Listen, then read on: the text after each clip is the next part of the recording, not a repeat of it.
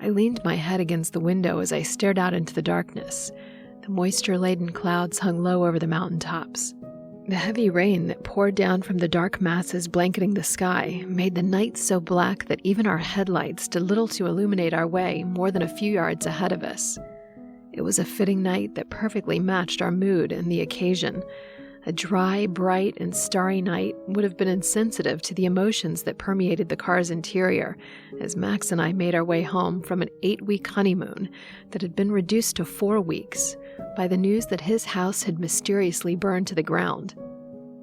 Upon my insistence that we marry right away, Max scrambled to make arrangements for Law and Order to be carried on by his office with the same attention given to the area when he was around, and then booked us 2 tickets to Las Vegas.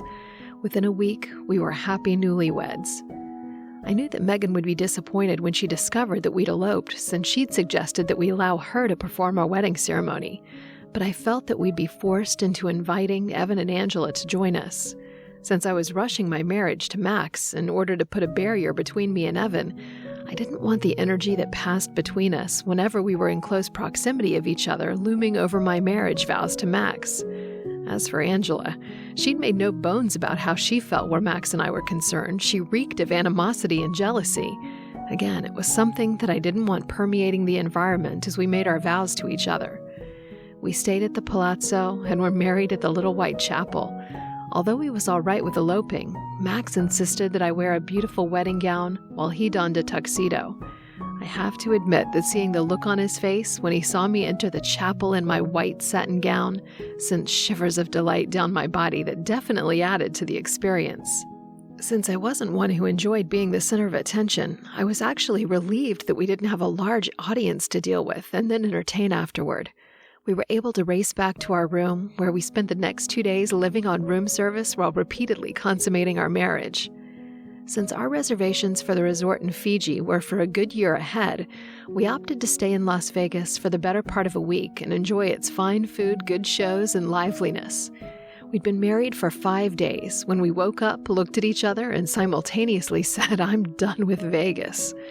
I'd suggested that we return to Wolf Junction and begin to set up house as a couple, but he was determined to have a long, momentous honeymoon. Since I'd done no travel to speak of when I was growing up and had buried myself in my studies while in med school, we had a lot of choices for places to visit. I left it up to Max. He chose to start with Puerto Rico and then hop over to the Bahamas, with the promise that we'd keep our reservations for Fiji the following year for a second honeymoon. The first few weeks were relaxing and interesting.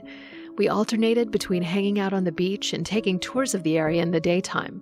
We took in a few dinner shows in the evening, but for the most part, we retired to our rooms after a full day, made love until we could barely function, and then fell into deep, blissful sleep. I found that being married released what little inhibitions Max may have had, that I couldn't even imagine existed until they were gone where sex was concerned. He became even more lustful and adventurous. Fortunately, the same thing happened to me, so we were well matched.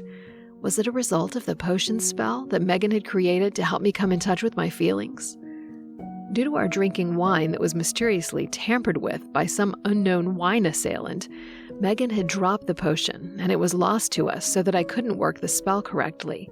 She said that there would be repercussions for a spell gone awry. Was Max's extreme sex drive and super erotic tastes a result of that?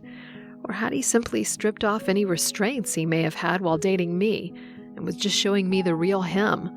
I didn't know, but it didn't matter. I was a greedy lover who reveled in the way that he explored my body and searched for new and different ways to please me in the bedroom. And I enjoyed occasionally doing the same for him. It was our last day in Puerto Rico before heading off to the Bahamas. We just returned from an afternoon tour of the rainforest when Max received a call from his deputy Larry Robbins on his cell phone. He was laughing and enjoying the stories that the guide was sharing with him about some of the antics he'd endured and witnessed by the tourists he'd guided. When he excused himself to step away and take the call,